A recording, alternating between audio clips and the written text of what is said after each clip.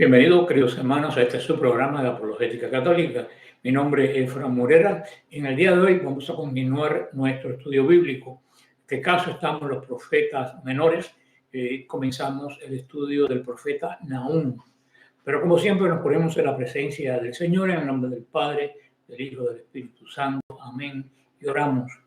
Padre bueno, danos el don del Espíritu Santo prometido, que Él venga sobre cada uno de nosotros y nos capacites y abre nuestro entendimiento, nuestro espíritu, al poder de tu santa palabra, para que esta haga vida en nosotros y así poder construir el reino de Dios.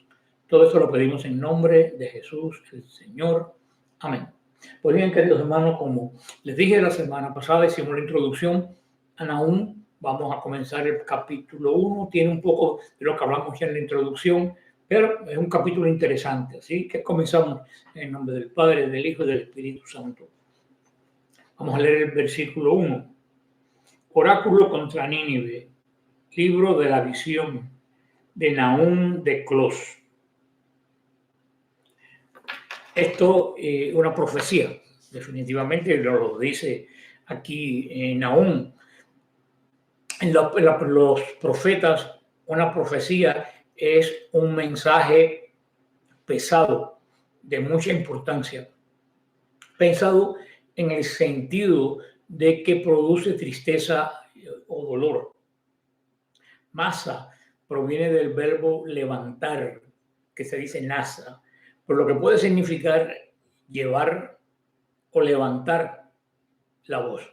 Del primer significado viene la traducción carga o cargar, carga en el sentido cuando uno carga un dolor, cuando uno carga algo.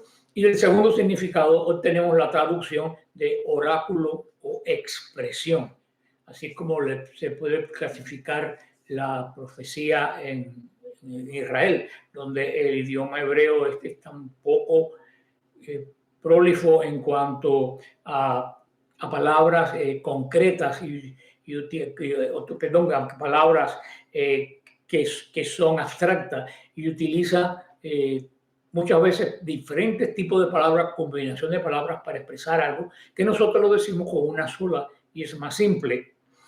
Masa no solo significa carga, sino también algo, una cosa que se levanta, una cosa levantada y pronunciado o proclamada. Cuando se dice en voz alta, esta masa es un mensaje.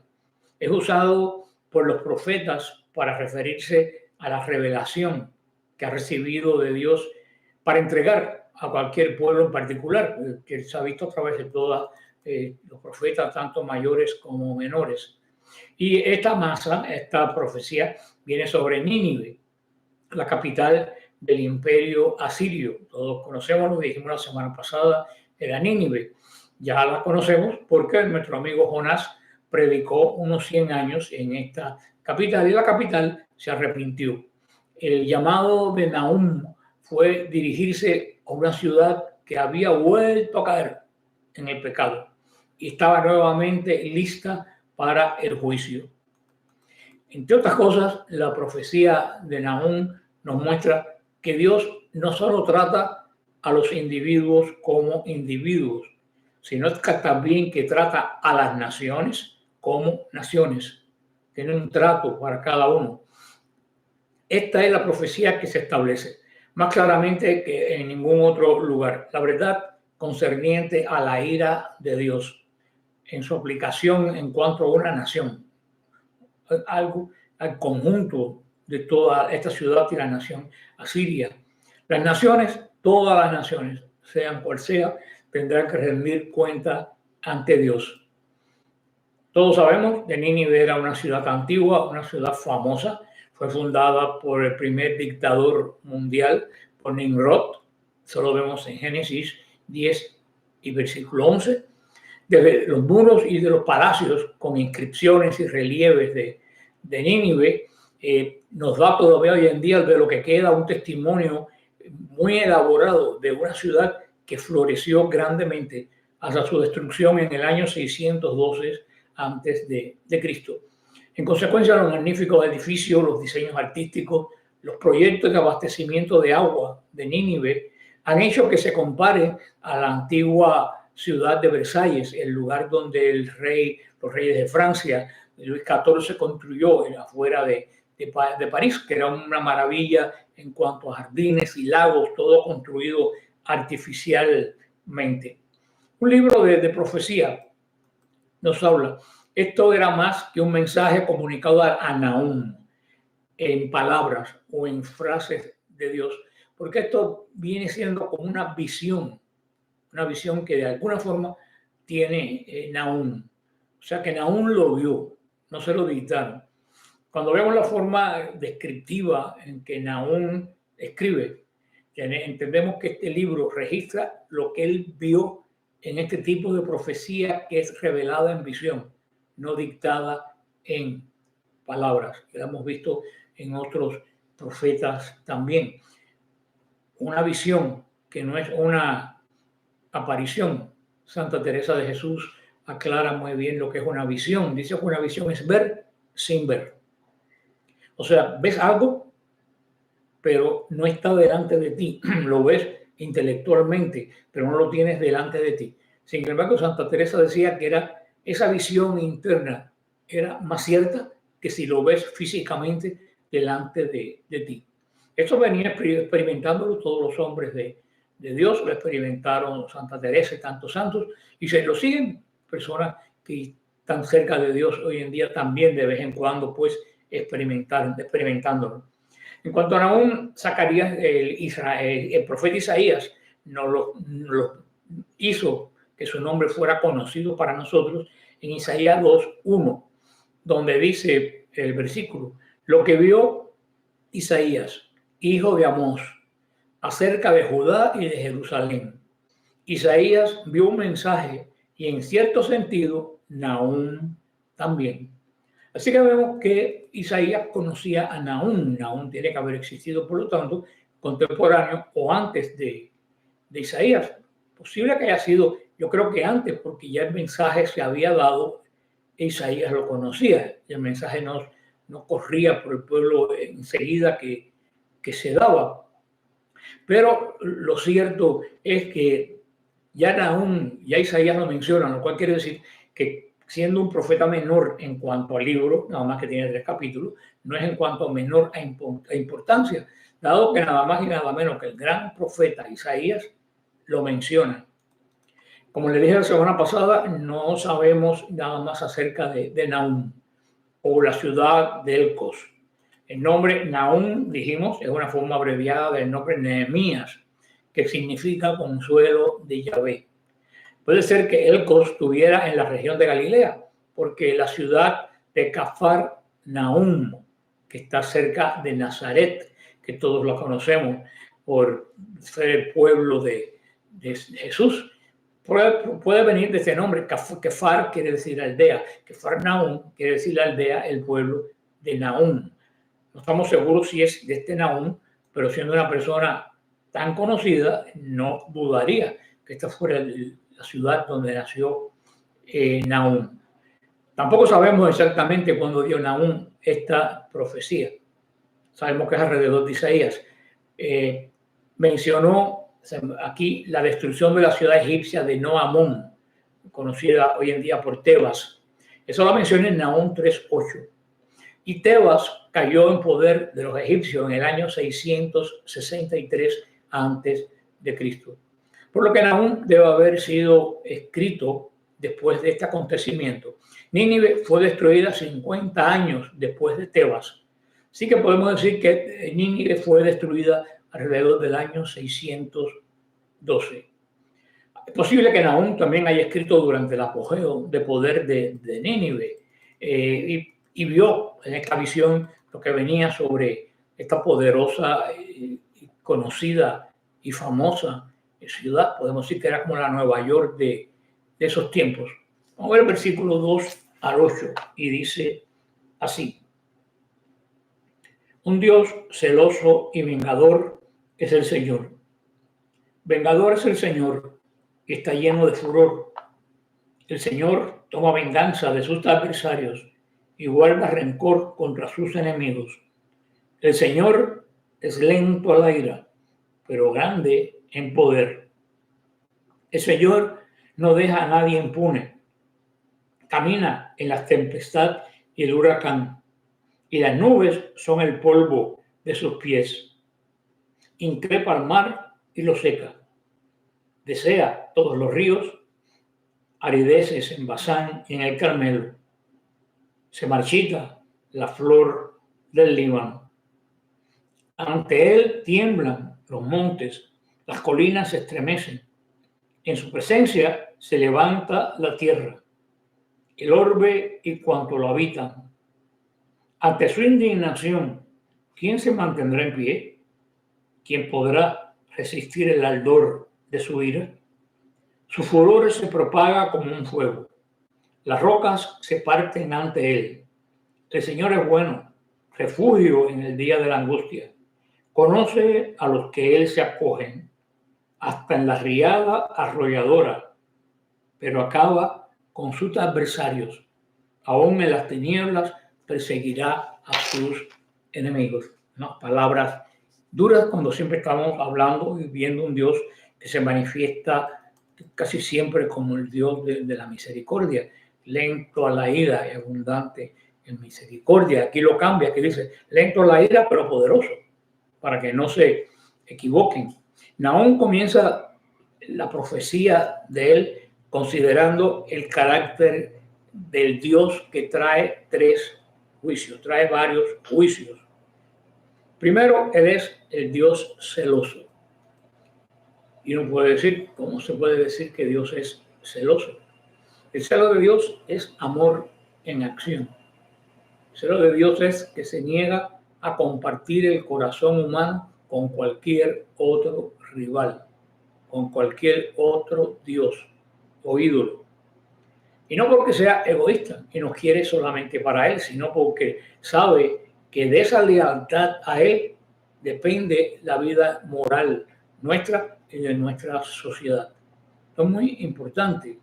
Y por eso cuando dice que Dios es celoso, él nos quiere a nosotros para él y nadie más. Pero nos quiere para él no por gusto de él, podemos decir, porque eres Dios, todo lo tiene, sino porque sabe que lejos de él nosotros perecemos. Caemos inmediatamente en las garras de los ídolos que tanto abundan hoy en día. Podemos decir que Dios no tiene celos de nosotros, tiene celo de nosotros por nosotros. Él nos tiene celo porque teme de nosotros mismos y del camino que podemos tomar sin él. Dice que se venga de sus adversarios. El hombre necesita entender que no puede pelear contra Dios y esperar ganar. Esto se hará antes, eso sí es ahora. El hombre tiene que entender que nunca va a ganar en su pelea contra Dios. Todos los que se oponen a Dios, queridos hermanos, terminan derrotados. Y de cierta forma podemos decir que terminará recibiendo venganza. No porque sea un Dios que odia, sino que pues, las conclusiones de nuestra rebelión contra Dios caen sobre cada uno de nosotros sin que nada la mitigue. Nos dice esta palabra que hemos oído otras veces, el Señor es tardo para la ira. Dios, por supuesto, es mucho más paciente que el hombre. Aunque hay un momento y un lugar en lo que nuestra ira puede ser que no llegue de forma rápida, posible. Hay personas que son rápidos para la ira, posible que otras personas se demore, piensen un poco, incrementen la ira.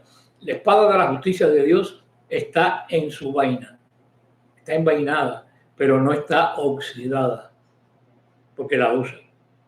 Puede sacarla de la vaina fácilmente, sino que sostenida también por esa mano, también que la saca y la vuelve a meter en la vaina gritando, duerme, oh espada, duerme, porque tendré misericordia de los pecadores. Ese es el Dios que servimos, tardo para la ira, es fácil de consolar, solamente tenemos que hacer un movimiento hacia Él de regreso.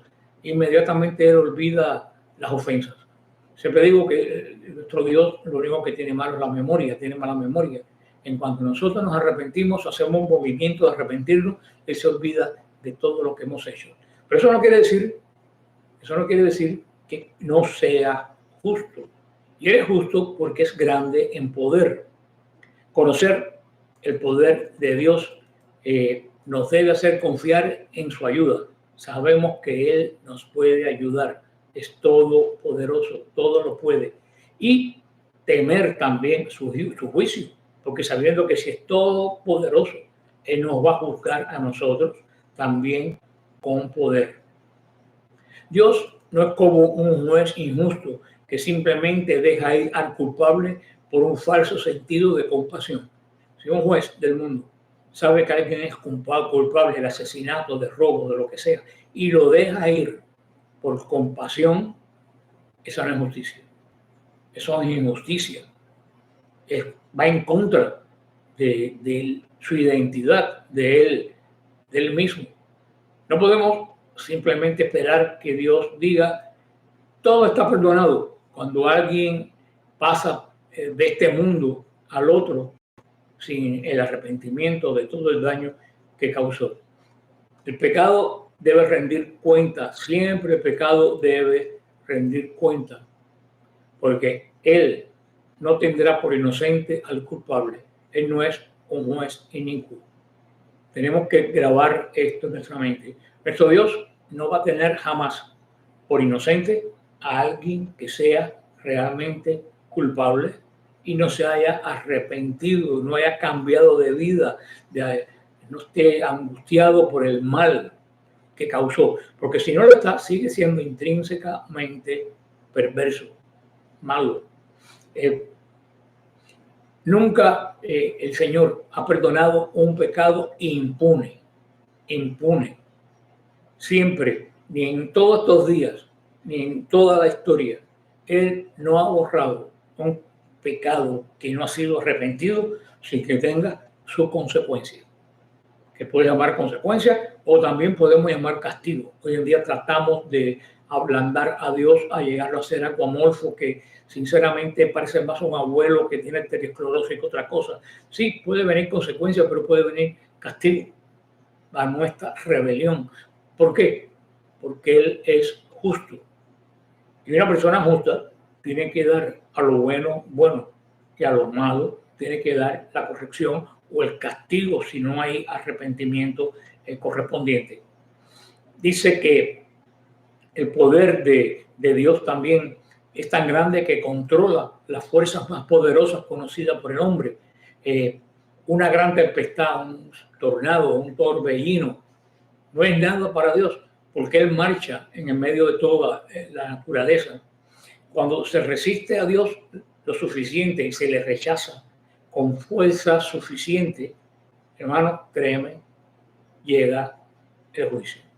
Voy a repetir, cuando se resiste a Dios y se rechaza con fuerza, pues de parte nuestra, hacemos resistencia fuerte al llamado de Dios de conversión, querido hermano, viene el juicio. No le des más vuelta. No creas en esa falsa misericordia que anda por ahí, que lo único que hace es fomentar pecado. Tenemos que tener sentido de cuál es la verdadera misericordia. Es amor, pero al mismo tiempo es justicia. Y es amor a la justicia. Comprender que el Señor es tardo para la ira, pero cuando llega su ira se derrama como un fuego. Debería ser que nosotros nos arrepintiéramos rápidamente y tengamos cuidado de tentar la paciencia de Dios. Le he dicho otras veces y muchas veces le he dicho a ustedes que la ira en nosotros es un pecado. ¿Por qué? Porque la ira en nosotros nace de un sentimiento mío de agravio personal. Y muchas veces nuestra ira acrecenta el mal que nos han hecho o nos han provocado a nosotros. En Dios es virtud, porque en Dios la ira no procede de un sentimiento particular contra alguien o de aversión contra alguien.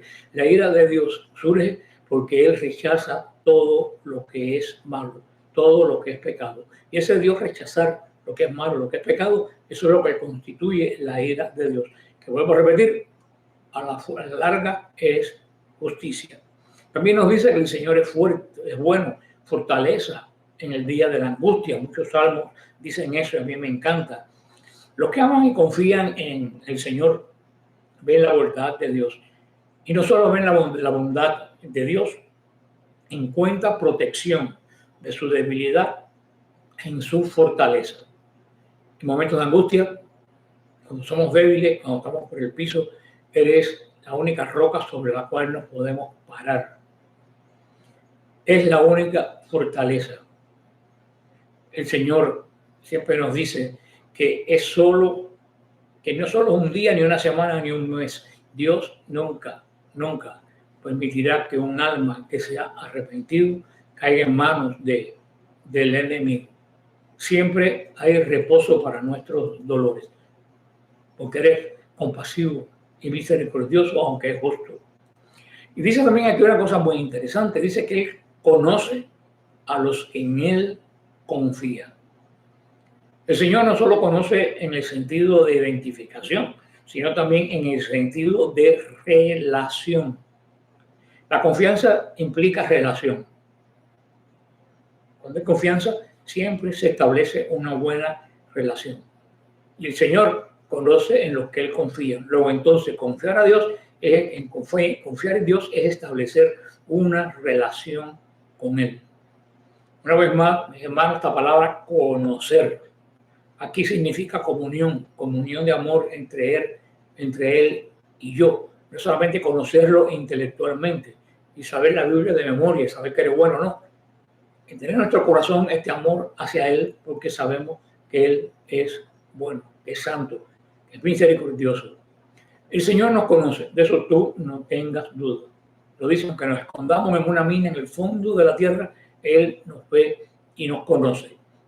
El Señor conoce nuestras oraciones, las oye, conoce nuestra angustia, conoce nuestros deseos, aquello que anhelamos tener y no llega. Él sabe también que no somos lo que nosotros querríamos ser, pero Él sí sabe lo que nosotros deseamos ser. Créeme, Él conoce nuestras aspiraciones, Él conoce nuestro llanto, nuestros anhelos secretos, nuestro propio espíritu atormentado, castigado por nosotros mismos cuando fallamos. Porque Él ha estado en todo esto. Por eso Él se hizo hombre, para conocernos perfectamente como seres humanos, menos en lo malo, menos en el pecado, pero conocer nuestros sentimientos. Por eso Dios nos conocía del Antiguo Testamento porque Él conoce su creación, pero en Cristo nos conoce en comunión. Somos uno con Él. Siempre el Señor va a tener esta pauta. Él no cambia, siempre es el mismo ayer, hoy y siempre. Y termina esto diciendo también entre este versículos que hemos leído, que el Señor es bueno. Eso lo repite toda la Biblia. Hasta está ese hermoso salmo. El Señor es bueno, su misericordia es eterna. Es de gran importancia que todos sepamos esto. Primero, Dios es bueno en su mismo ser. O sea, la propia naturaleza de Dios es ser bueno. En Él no hay absolutamente nada de maldad. Dios es bueno independientemente. O sea, nadie necesita ayudar a Dios a ser bueno, como muchas veces nos tienen que ayudar a nosotros. Él es intrínsecamente bueno. Él es el bueno por excelencia. Dios es eternamente e inmutablemente bueno. Al Dios ser eterno, las características de Él son eternas. Por eso Él, por toda la eternidad, es tremendamente bueno. Dios es bueno en cada una de sus personas divinas. 3 personas, un solo Dios. Ese solo Dios, estas 3 divinas personas comparten esta gran bondad de Dios. Dios es bueno en todos sus actos de gracia. La bondad de Dios se traduce en las gracias que nosotros recibimos, inclusive muchas veces cuando no las pedimos ni las queremos. Dios es bueno en todos sus planes, en todos sus propósitos. Dios tiene un propósito para nuestra vida y ese propósito es bueno. Si muchas veces nuestra vida se desbalancea, hermano, averigua por dónde viene, porque de Dios no vino. Busca dentro de ti, busca en tu casa dónde está el desbalance que tu vida ha tenido, porque de Dios no sale nada que no sea bueno. Por eso cuando personas me dicen, ¿por qué Dios permite? Yo digo, frena, frena, frena. De antemano tú cuando estás diciendo, ¿por qué Dios permite tal cosa? Tú estás infringiendo que Dios permite el mal y Dios no permite el mal. Cuando tú te vas a preguntar por qué Dios permite, pregúntate primero qué yo hice para que a mí me pasara esto que estoy viviendo en este momento. Y no culpes a Dios, porque de Dios jamás saldrá nada malo. Si tenemos en cuenta el carácter, hemos dicho, de Dios, aunque es tardo para la ira y bueno, no puede pasar por alto siempre el pecado. No puede pasar por alto el pecado porque no está en su naturaleza. Y tampoco en este caso puede pasar por alto la rebelión de los asirios. Los asirios acogieron a la misericordia de Dios cuando Jonás predicó, volvieron a sus andadas. Esta vez, primero vino la misericordia, ahora va a venir el juicio. Su fin en el juicio va a ser como una inundación que va a caer sobre Asiria. Dice como una inundación impetuosa que se cumplió tanto figurativamente como literalmente, según relatos seculares, relatos que están en las tablas que se han encontrado en Mesopotamia, durante el asedio final de Nínive por parte de un ejército rebelde persa compuesto de medos, árabes y de babilonios. Dice que lluvias inusualmente intensas, algo que nunca pasaba, hicieron que los ríos se desbordaran y esos ríos socavaron los muros de la ciudad, hermano. Y aquellos muros de 20 metros de ancho que nadie los podía tomar, que parecía imposible que el ejército enemigo pudiera entrar, se derrumbaron bajo el agua. Se cumplió lo que dijo Nahum, una inundación, pero no solo de la ira de Dios, sino también material. Los ejércitos invasores entraron a través de las brechas que ellos no hicieron, sino que vino de la justicia de Dios, porque Dios tenía un plan. El final de Nínive, de los adversarios de Dios en este caso, también se cumplió literalmente. Dice de todo lo que conocemos que estas personas de Nínive no solo se perdieron de la historia, se perdieron incluso de la ciudad que se perdió. O sea, la ciudad a partir de ese momento, 600 años antes de Cristo, cuando fue arrasada por las aguas, esa ciudad desapareció y no fue descubierta hasta el 1840 de nuestra era. Dice que las caravanas, inclusive Alejandro Magno, pasó por arriba de Nínive y nunca se enteró que Nínive estaba ahí, porque hermano fue totalmente arrasada, tal como lo vio el profeta Nahum. El profeta no está expresando un sentimiento personal de él de reivindicación por un daño que va a hacer el opresor a su pueblo, ni siquiera por nacionalismo, pensando que estas naciones paganas deben ser castigadas porque mi nación es una nación buena. Más bien, el Señor está aplicando un estándar universal contra el mal. Ese es el estándar de Dios contra el mal, sin importar quién sea el responsable. Así actuó con Nínive, se ha actuado en muchas situaciones de la vida y así va a actuar con nosotros, hermanos, si no nos arrepentimos. Si seguimos este camino parecido al de Nínive, créanme, y lo digo con pesar, no sé qué diluvio, pero el diluvio vendrá. El Señor nos ha dado varios avisos, dos grandes avisos por lo menos nos ha dado. El derrumbe a nosotros de Estados Unidos de las Torres Gemelas y el COVID. Cuando el derrumbe de las Torres Gemelas, La nación como que se conmovió y volvió a Dios.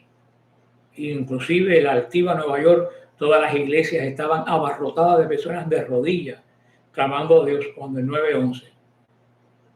Cuando el COVID, no se abrieron las iglesias, el pueblo que entró y clamó, las iglesias se cerraron. Y el pueblo donde al no encontrar dónde ir a clamar, se olvidó de Dios, y cuando sabieron, la mitad no regresaron. Tiempos difíciles para nuestros descendientes. Sí, antes de eso, el hombre no dobla sus rodillas ante Dios, que siempre está esa oportunidad. Va al versículo 9 al 11 y dice así: ¿qué trabajáis contra el Señor? Él es el que consuma el exterminio. No sobrevendrá 2 veces el desastre, pues aunque sean como espinos enmarañados, como borrachos completamente bebidos, serán consumidos del todo como paja reseca. De ti salió quien maquina maldad contra el Señor, el que aconseja perversidad. Él hará consumación. Nínive estaba lista ya para el juicio devastador de Dios, que, repito, vino después de haber perdonado y haber usado de su misericordia por 100 años. Este no era un castigo duro, esta era la destrucción total. O sea, no era castigo, era la destrucción total de la ciudad. La promesa que dice el Señor, que dice que no va a tomar 2 veces venganza de sus enemigos, le toma una sola vez. Suena alentadora cuando pensamos en nuestros enemigos, pero cuando nos damos cuenta que eso también se puede aplicar a cada uno de nosotros, nos da que pensar, porque también el juicio contra nosotros va a ser severo. Dice que van a ser consumidas como esas hojas secas que inmediatamente prenden fuego y desaparecen. Los tallos secos de Nínive estaban sobrantes, estaban listos para ser consumidos por la más pequeña llama que cayera. Una chispa que cae prendería. Así estaba Nínive, preparada ya para el juicio de Dios, cuando el fuego de Dios llegara. Vamos al versículo 12 y 13, y dice así: esto dice el Señor: ya pueden ser vigorosos y ser muchos, que serán cegados y pasarán, y se te ha afligido y no te afliges más. Ahora voy a quebrar el yugo que pesa sobre ti. Aquí nos lo dice el Señor, nos lo deja bien claro. Los enemigos de Sión, los enemigos del pueblo de Dios se veían poderosos, estaban a salvo, tenían reposo. Sin embargo, detrás de esta aparente tranquilidad que ellos tenían, confiando en ellos mismos, venía el juicio que Dios había prometido y del cual nos había olvidado. El pueblo de Dios en ese momento, estamos hablando de Asiria, pero en ese momento el pueblo de Dios del lado de acá se veía débil, el pueblo de Dios se veía afligido. Sin embargo, el Señor prometió, cuando habla de reedificar todas sus profecías, Dios prometió que iban a ser fortalecidos, y sobre todo las palabras que hemos repetido en todos los profetas, que van a ser restaurados. El poder de los opresores del pueblo de Dios va a ser quebrantado, como dice Isaías, como la vara de Madián. Hoy, el creyente de hoy que está atrapado, que estamos oprimidos por el pecado, podemos pedirle a Dios que rompa el yugo del pecado, de nosotros y de nuestra sociedad. Tenemos y debemos, pero tenemos que hacerlo con la disposición de caminar libremente para lograr este objetivo. Dios nos da, pero solamente Dios puede romper el poder de las cosas que nos atan. El poder de todo aquello que nos tiene atado, nosotros no lo podemos romper. Cuando tú dices, yo dejo de beber cuando yo quiera, yo dejo de tomar drogas cuando yo quiera, tú no puedes, hermano. Tú no tienes el poder para eso. Dios es el que te da el poder para romper todo este tipo de ataduras. Pero primero tú tienes que llegar a Él con tu pecado como tú estás. Tienes que llegar a Él. No tienes que esperar a quitarte eso para llegar a Dios. Si esperas quitarte el vicio para llegar a Dios, tú nunca vas a llegar. Por eso tienes, antes, desde el momento que te das cuenta que estás en un problema, tienes que entregarte al Señor y decirle, Señor, rompe estas cadenas. Y créeme que Él lo va a hacer. Vamos a terminar con el versículo 14. Dice, el Señor lo ha ordenado contra ti. No habrá más descendencia de tu nombre. De la casa de tus dioses quitaré imágenes esculpidas y fundidas. Dispondré allí tu tumba porque te has envilecido. Así termina este grandioso capítulo de Nahum. La justicia de Dios fue tan grande que la ciudad de Nínive, como ya les dije, si en un momento fue reconocida como una de las más grandes del mundo, no quedó ni siquiera su nombre. Por casi 2000 años y tantos no se supo ni siquiera dónde estaba. Y dice que ahí va a poner la imagen, va a poner un sepulcro, pone una imagen extrema, como Nínive tan grande se va a convertir en el sepulcro de ellos mismos. Y el Señor siempre nos lo dice, el contraste entre el destino de los piadosos y de los malos. Fue la gran noticia, la gran visión que tuvo Nahum y el pueblo de Dios. El profeta Isaías en 42:7 utiliza una expresión parecida a todo esto que hemos hablado, pero Isaías se maravilla, se recuerdan de los pies del mensajero que anuncia la paz. Nahum ciertamente estaría de acuerdo con eso, porque los que traen buenas nuevas, como dice Isaías, tienen hermosos los pies. Estos son asociados con Dios y la salvación de los hombres. Los pies hablan de actividad, hablan de movimiento, de progreso. Y aquello que está activo en movimiento, en la obra de predicar el evangelio humano, tiene hermosos los pies. En Isaías, la buena nueva, la noticia es la venida del Mesías. En Nahum, la buena nueva es la derrota de los enemigos del pueblo de Dios. Tal como nos dice al final el Apocalipsis, cuando ve descender la novia de Dios bajada del cielo. Ojalá que ese día nos coja a nosotros con vestido de boda y estemos en el bando de los que hemos permanecido fiel al Señor a pesar de. Que el Señor los bendiga y los guarde. Amén.